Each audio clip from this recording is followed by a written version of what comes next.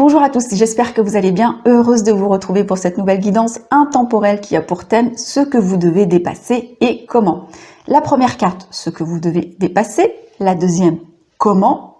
Qu'est-ce que vous devez regarder, qu'est-ce que vous devez modifier, qu'est-ce que vous devez ajuster.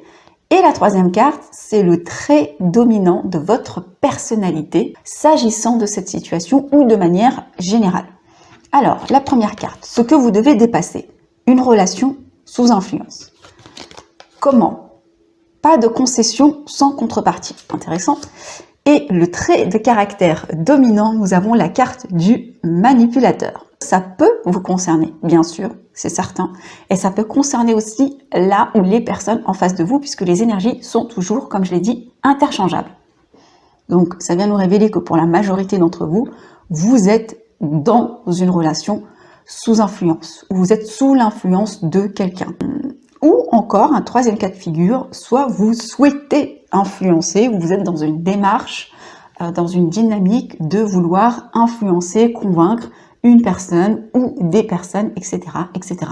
Moi, je pense que pour la majorité d'entre vous, c'est vous qui êtes sous influence. Parce qu'à côté, j'ai la carte de pas de concession sans contrepartie. Là, il y a cette notion de négocier, en fait, finalement.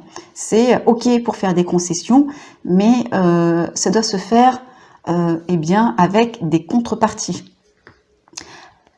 Il y a peut-être trois choses à regarder là-dessus. Déjà, premièrement, on vous invite peut-être à sortir de cette relation en négociant des choses. C'est peut-être aussi une invitation à faire attention à cette notion d'entêtement. Ou peut-être pour les troisièmes cas de figure, ça peut être cette notion ou se questionner sur est-ce que vous êtes peut-être du genre à céder trop vite ou à céder trop de choses. Il y a peut-être aussi quelque chose à regarder de ce côté-là. Vous voyez, à chaque fois, il y a trois cas de figure. D'accord ? Il y a peut-être cette notion de « ok, on accepte trop facilement de faire des choses, mais sans concession ». Lorsqu'on veut effectivement convaincre quelqu'un de quelque chose, on a tendance, et c'est humain, de mettre soit de l'affect en jeu, ou soit mettre de l'ego. Ici, on vous demande peut-être d'être dans une démarche motivationnelle, hein. C'est-à-dire qu'est-ce qui va faire que eh bien, la personne en face va céder, ok ? Plutôt que d'être dans la confrontation, peut-être aussi lâcher du lest. Ok, je te donne ça et tu me donnes ça. Ça peut être aussi quelque chose de cet ordre-là, soit effectivement pour convaincre quelqu'un, ou soit pour sortir de l'emprise de quelqu'un.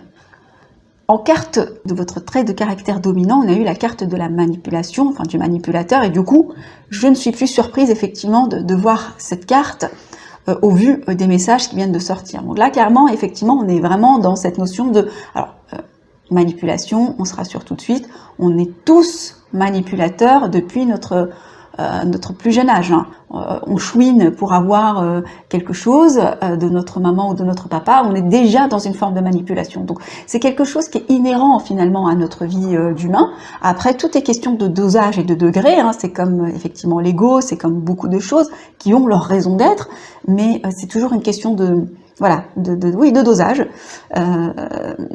Donc il y a cette notion ici de manipulation. Alors est-ce que c'est vous ou est-ce que c'est la personne en face? Quelle est la situation que vous êtes en train de vivre? Si vous vous reconnaissez dans cette notion ou dans cette idée de vouloir absolument convaincre ou faire abdiquer quelqu'un, est-ce que vous le faites sciemment ou est-ce que vous le faites involontairement? Est-ce que cette guidance ne vous a pas fait réagir? Peut-être que vous ne vous en rendiez même pas compte. Peut-être que des fois on est dans une démarche très contrôlante sans forcément eh bien, en avoir conscience. On pense que c'est normal d'agir de cette façon-là. On est tellement convaincu de ses convictions, on pense tellement avoir raison, et c'est parfois aussi à juste titre. Mais il y a cette notion effectivement de voir les choses sous un autre prisme.